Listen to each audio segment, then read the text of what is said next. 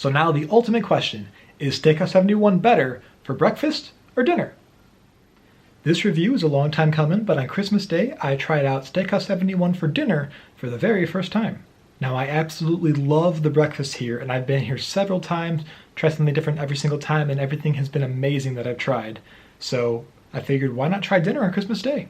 Back in its opening weekend in October, I reviewed the breakfast here and did a basically overview of the whole restaurant itself. So I'll link that video up above if you want to check that out. But let's dive right into the dinner.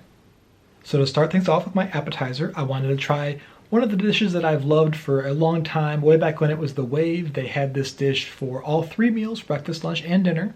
And it is back for dinner at Steakhouse 71. So of course, I'm talking about the bacon and eggs. Now, this presentation looks a little bit different, but it's still the same great flavors.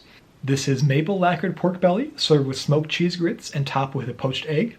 The demi-glaze for this new rendition is poured over the pork belly tableside, which I thought was a kind of interesting touch. They didn't have that for the Wave, and it just kind of makes it feel a little more elegant here. But overall, it's the same great dish, and I highly recommend it if you have not tried it before. So for my entree, being a steakhouse, I figured I had to go with a steak, so I chose to do the 6-ounce filet mignon.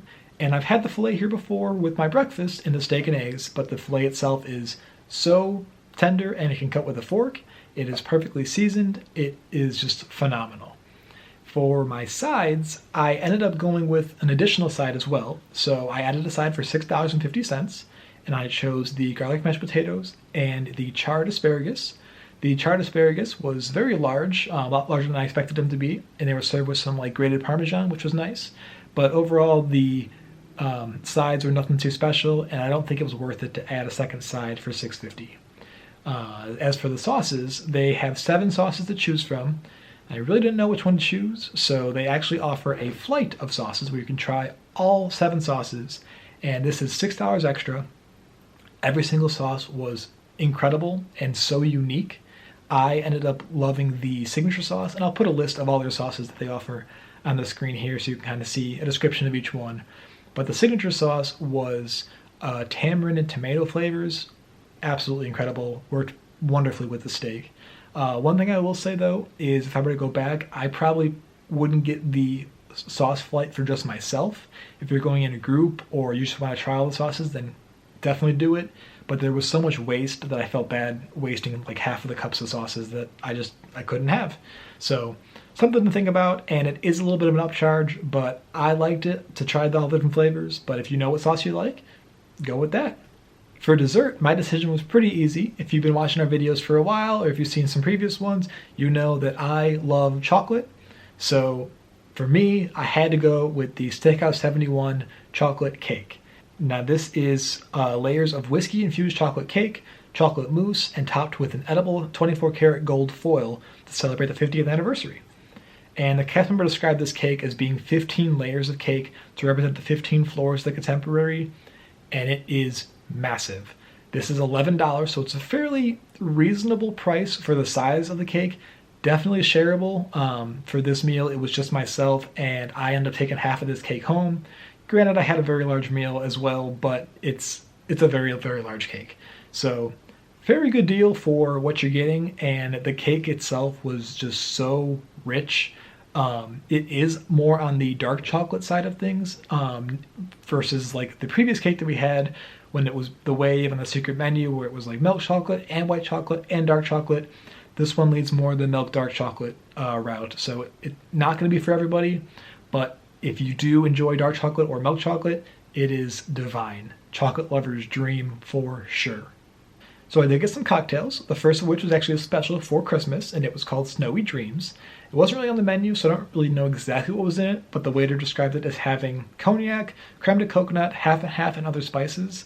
And he described it as a kind of lighter version of eggnog, which it really was. Didn't have the thick, eggy flavor, but it was very creamy, and it did have like the spices that eggnog would have. This was good. I definitely drank it, but I wouldn't get it again. It was a little too heavy on the cream. I would have liked more spice or a little bit sweeter maybe. But it was still very good. Supposedly this was the classic Christmas cocktail that Walt and Lillian would always have for their guests. So nice little nod to Walt. And it was definitely a nice little way to start my meal here. My second drink, which actually is on the menu, was the Fig Manhattan. Now this one is monkey shoulder blended scotch, Cointreau Noir, fig simple syrup, and orange bitters, and this one was exceptional. I absolutely loved this one. It was much sweeter than I expected it being because of the fig, and the fig itself just added a very unique aspect to it since I'm not used to having fig in my drinks. But I will say that it is still scotch, so if you're not a whiskey fan, there is still the whiskey aspect to it, but it is sweeter and doesn't have the bite that a normal whiskey would. So if you are not into the whiskey bite, then you might want to give it a try. I think you might like it. It was pretty sweet. I would get this one again every time I go here. I thought it was incredible. Now that wrapped up my dinner, and I know this was a ton of food, and I was splurging a bit because it was Christmas, but overall, I think this is a fantastic value of a restaurant. I spent $103.36. Now I know that sounds like a lot of money, but that is for my appetizer, my filet, extra side, the sauce flight, a dessert, and 2 cocktails, which is a lot, but for Disney prices, when you can go to a signature restaurant and spend $50 to $60 on the filet there, for this one being like $40 more, and you get an appetizer, an entree, a dessert, and 2 cocktails, that's not too bad. So highly recommend checking it out if you have not already. But yeah, Steakhouse 71 is definitely worth it. Breakfast is a better value, but dinner is definitely something to check out. So now the ultimate question, is Steakhouse 71 better for breakfast or dinner? Every meal that I've had here has been phenomenal, and I do love the bacon and eggs and the chocolate cake, but I do think breakfast has more to offer.